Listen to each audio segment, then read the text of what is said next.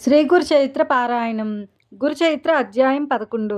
ఓం శ్రీ గణేశాయ నమః. శ్రీ సరస్వత్యై నమః. శ్రీ గురుభ్యో నమః. ప్రస్తావన: ఈ 11వ, 12వ అధ్యాయాల్లో శ్రీ దత్తాత్రేయ స్వామి యొక్క రెండవ కలియుగ అవతారమైన శ్రీ నరసింహ సరస్వతి స్వామి వారి వృత్తాంతం చెప్పబడుతుంది. ఇందులో గమనించవలసిన ముఖ్యమైన అంశాలివి: శ్రీపాదస్వామి కానీ శ్రీ నరసింహ సరస్వతి స్వామి కానీ తాము భగవంతుని అవతారమని లోకానికి చాటుకోలేదు.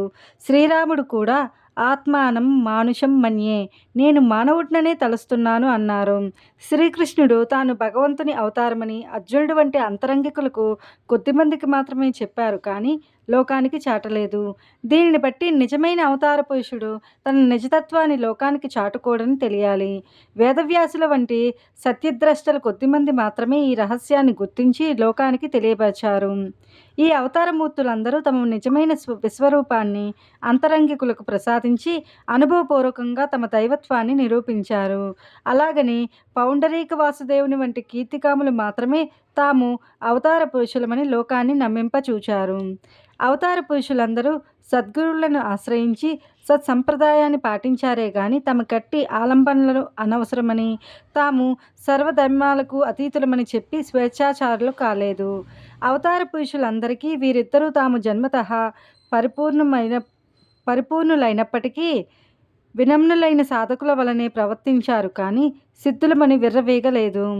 వీరు దివ్యలీలను ప్రదర్శించినప్పటికీ అవి ఆర్తులను రక్షించేవిగాను, అర్ధార్థులను పోషించేవిగాను, నిర్దిష్టమైన ఆధ్యాత్మిక భావనను భక్తులకు ప్రసాదించి వారిని మోక్షోన్ముఖులు చేసేవిగా మాత్రమే ఉన్నాయి. కేవలం తమ శక్తి సామర్థ్యాలతో లోకులను సంభ్రమాశ్చర్యాలతో ముంచి తమకు కీర్తిని చేకూర్చే సాధనాలైన చిల్లర చమత్కారాలు వారెన్నడూ ప్రదర్శించలేదు. కథ ఆరంభము: నామధాయకుడు అత్యంత ఆసక్తితో ఇలా అన్నారు: అటు తరువాత శ్రీ దత్తాత్రేయ స్వామి రెండవ పర్యాయం ఎక్కడ అవతరించారు? ఏ ఏ లీలలు ప్రదర్శించారు?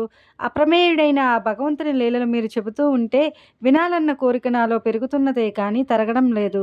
ఆ రెండవ అవతార విశేషాలు కూడా వివరించండి. అంతా శ్రద్ధాలువైన శ్రోత లభించినందుకు సిద్ధునికి భగవల్లీలలు తనివి తీరా వివరించి చెప్పే అవకాశం లభించింది. అట్టి అదృష్టానికి పొంగిపోయి సిద్ధుడు, నామధారక, దీనులను ఉద్ధరించడానికి తనను తాను దత్తం చేసుకున్న పరమేశ్వరుని చేతలు యోగీంద్రులకు కూడా ఊహించ సాధ్యం కానివి కనుక నేనెంత వర్ణించినా అగాధమైన ఆ గాథలో లవలేశమే అవుతుంది, కానీ ఆయన లీలలన్నీ చెప్పినట్లు కాదు సుమా, ఇక విను అని ఇలా చెప్పారు. శ్రీపాదస్వామి ఆదేశించినట్లు అంబిక జీవితశేషమంతా శివపూజలో గడిపింది. ఆమె మరుజన్మలో మహారాష్ట్రలోని కారంజా లేక లాడకారంజా అనే గ్రామంలో వాచసనేయ శాఖకు చెందిన ఒక సత్బ్రాహ్మణుని ఇంట కుమార్తెగా జన్మించింది. తల్లిదండ్రులు ఆమెకు అంబా అని నామకరణం చేశారు. ఆమెకు పూర్వజన్మ సంస్కారం వలన సౌశీల్యంతో పాటు శివభక్తి కూడా అబ్బింది. ఆమెకు యుక్త వయస్సు రాగానే మాధవ శర్మ అనే బ్రాహ్మణోత్తమునికిచ్చి వివాహం చేశారు. అతడు మంచి శివభక్తుడు. ఆ ప్రాంతంలోని స్మార్తులకు శివవ్రతం చేసుకునే అలవాటు ఉండేది కనుక వారిని శివవ్రతులు అంటారు. పూర్వజన్మ సంస్కారానికి తోడు ఈ జన్మలో భర్త యొక్క సత్సాంగత్యం వలన ఆమె ప్రతి దినము సంధ్యా సమయంలో శివపూజ, భర్తతో కలిసి శని ప్రదోష పూజ, శని త్రయోదశి నాడు విశేషమైన పూజ చేస్తూ ఉండేది. అంబ తన భర్తను సూర్యుని ఛాయాదేవి వలె విడనాడక సర్వోపచారాలు చేస్తూ ఉండేది. ఇలా 16 సంవత్సరాలు గడిచాక అంబ గర్భవతి అయింది. మాధవ శర్మ సకాలంలో వంశవనాది కార్యక్రమం నిర్వర్తించాడు. నెలలు నిండిన తర్వాత మహామహిమాన్వితమైన ఒక శుభలగ్నంలో ఆమెకు ఒక మగబిడ్డ కలిగారు. నామధారక ఆ పిల్లవాడు పుట్టగానే అందరి పిల్లల వలె ఏడవలేదు సరికదా, స్పష్టంగా ప్రణవం ఉచ్చరించాడు. అది విన్నవారు ఆశ్చర్యపోయారు. జ్యోతిశాస్త్ర విద్వాంసులు అతని జాతకం చూచి, మాధవ శర్మ, నీ భాగ్యం పండింది. ఈ శిశువు సాక్షాత్తు భగవంతుడే. ఇతడు మనవలే గృహస్థాశ్రమం స్వీకరించడు. చిన్న వయసులోనే సన్యాసం స్వీకరించి జగద్వంద్యుడవుతాడు. ఇతని చరణాలు ధ్యానించిన భక్తులకు కామధేనువు అవుతాడు. ఇతని దర్శనం చేతనే పతితులు పావనులవుతారు.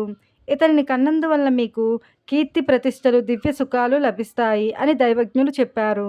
మాధవ శర్మ ఆ విద్వాంసులను ఘనంగా దక్షిణ తాంబూలాలతో సత్కరించాడు. వారు సెలవు తీసుకుంటూ, మాధవ శర్మ, ఈ బాలునికి శ్రీసిద్ధులు దాస్యం చేస్తాయి, నవనిధులు పైచాయకులవుతాయి అని ఆశీర్వదించారు.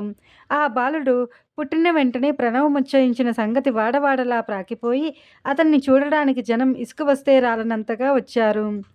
పిల్లవానికి దృష్టిదోషం తగలకుండా తండ్రి రక్షాబంధనం చేయించాడు. తల్లి అతనికి ఉప్పు, మిరియాలు, ఎండుమిరపకాయలు, వేపాకులతో దృష్టి తీసేది. తరువాత ఒక సుముహూర్తంలో ఆ పిల్లవానికి సాలగ్రామదేవ అని పేరు పెట్టారు. కానీ ఇంట్లో అందరూ అతన్ని నరహరి అని పిలుచుకునేవారు. నరులంటే అజ్ఞానబద్ధులైన మానవులు. హరి అంటే మానవుల యొక్క అజ్ఞానం వలన కలిగిన దైన్య పాపాలను పోగొట్టేవాడని అర్థము. ఆ పేరు ముందుగానే ఆయన అవతారమూర్తి అని సూచిస్తున్నట్లున్నది. బలహీనంగా ఉండటం వల్ల అంబ వద్ద పిల్లవానికి చాలినన్ని పాలు లేవు. పిల్లవాని కోసం ఒక దాదిని గాని పాడి మేకను గాని ఏర్పాటు చేయాలని ఆ దంపతులు ఆలోచిస్తూ ఉండగా ఆ పిల్లవాడు తన చిన్నాయి చేతులతో తల్లి యొక్క వక్షస్థలాన్ని స్పృశించాడు. వెంటనే ఆమెకు స్తన్యం పెళ్ళుబుకి 32 దారలుగా కారి నేలపై పడ్డాయి. ఈ విషయం అందరికీ తెలిస్తే బిడ్డకు దృష్టిదోషం తగులుతుందని వెరచి అంబ ఈ లీలను రహస్యంగా ఉంచింది. ఆ పిల్లవాడు ఊయలలో పడుకోబెడితే ఏడ్చేవాడు, నేల మీద పడుకోబెడితే ఆడుకునేవాడు. ఇలాంటి లీలలెన్నో జరిగినప్పటికీ తల్లి వాటిని ప్రకటించలేదు. అందువలన ఆ ప్రభు యొక్క సంపూర్ణమైన దివ్యత్వం అందరికీ తెలియలేదు. ఇలా సంవత్సరం గడిచినా అతనికి ఒక్క మాట కూడా రాలేదు. కులదేవతలను ఆరాధించమని కొందరు, మర్రి ఆకుల విస్తళ్లలో బ్రహ్మణులకు భోజనం పెట్టించమని కొందరు, రావి ఆకుల విస్తళ్లలో భోజనం పెట్టించమని మరికొందరు చెప్పారు. మాటలు చెబుతూ అతని చేత అనిపించడానికి యత్నిస్తూ ఉంటే క్రమంగా వస్తాయని కొందరు, అతడు మాత్రం మాటలొచ్చినా కొంతకాలం తర్వాత మాత్రమే మాట్లాడుతాడని మరికొందరు అనేవారు. వారందరి మాటలు విని నరహరి నవ్వేవాడు. ఎవరేమడిగినా ఓం అన్నదే అతని సమాధానము. ఆ సంగతి విని కొందరు పెద్దలు, ఇతడు మన మాటలు వినగలుగుతున్నాడు కనుక ఇతడు చెవిటివాడు కాదని స్పష్టమవుతున్నది అనేవారు. అతడు మూగవాడైతే అంత స్పష్టంగా ఓం అనడం సాధ్యం కాదు. అతడు మాటలొచ్చి కూడా ఎందుకు మాట్లాడడం లేదు అని కొందరు తల్లికి ధైర్యం చెప్పేవారు. ఆమె ఎవ్వరేది చేయమని చెప్పినా అదల్లా చేసేది. తమ కులదైవమైన దత్తస్వామికి ప్రత్యేక పూజలు చేసేది. ఇలా నరహరికి 7వ సంవత్సరం వచ్చింది. కానీ అతడు మాట్లాడనే లేదు. బాలుడు మూగవాడవుతాడని తల్లిదండ్రులెంతో కలత చెందారు. ఒకనాడు అంబ అతని పరిస్థితికి కంటతడి పెట్టింది. అది చూచి నరహరి సైగలతో ఆమెను వారించి ప్రక్కనే ఉన్న ఒక ఇనుప వస్తువును తెప్పించి చేతితో త్రాకాడు. తక్షణమే అది బంగారంగా మారింది. ఆశ్చర్యంతో తల్లిదండ్రులు మరికొన్ని ఇనుప వస్తువులను అతని చేత తాకించారు. అవి కూడా బంగారంగా మారాయి. తమ పిల్లవాడు సామాన్యుడు కాడని, ఆజన్మ సిద్ధుడని వారు గుర్తించారు. అయినప్పటికీ ఆ దంపతులు అతడు మాట్లాడకపోవడం గురించి దిగులు పడుతూనే ఉండేవారు. అతడు వేదాధ్యయనం చేసి స్వధర్మాన్ని ఎలా పాలించగలడన్నదే మాధవశర్మకున్న దిగులు. తల్లి ఒకరోజు అతన్ని అక్కున చేర్చుకుని కన్నీరు కారుస్తూ, నా కన్న తండ్రి, నీ మాటలు విని ఆనందించే భాగ్యం మాకు లేదా అన్నది.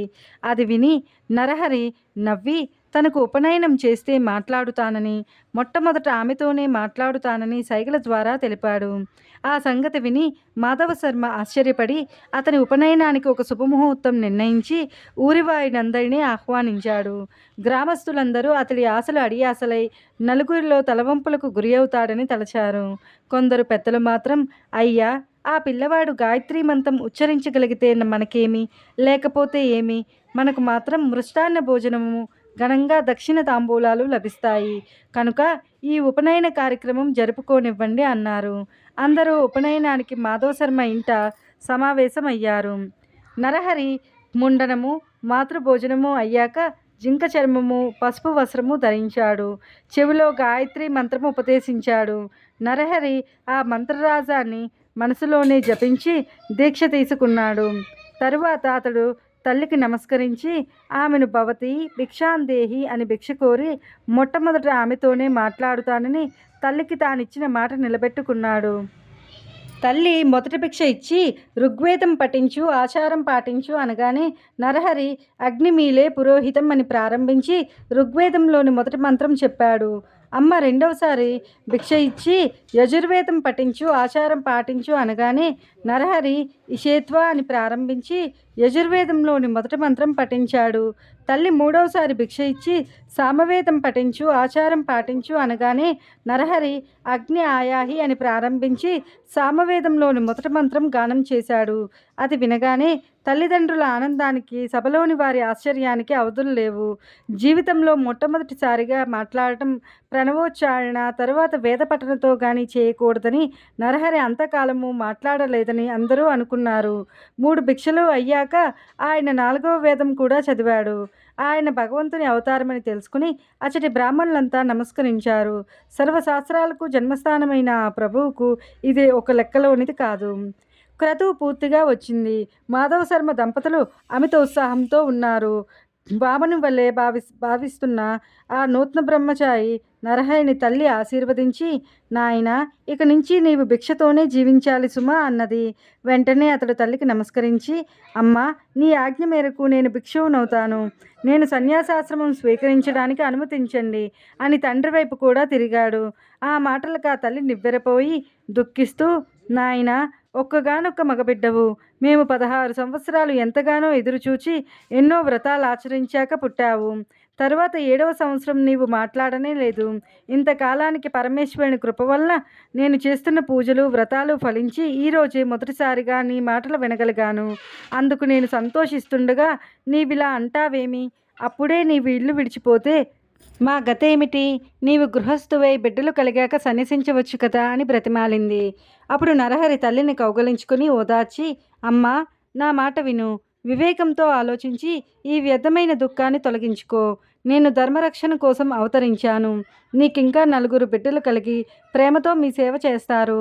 వెనుకటి జన్మలో నీవు నిష్ఠతో శంకరుని పూజించడం వల్లనే నేను నీ గర్భాన జన్మించాను అని చెప్పి ఆమె శిరస్సుపై తన చేతి నుంచి ఆశీర్వదించాడు. వెంటనే ఆమెకు తన పూర్వజన్మ స్మృతి కలిగింది. అతడు శ్రీపాద వల్లభుడుగా దర్శనమిచ్చారు.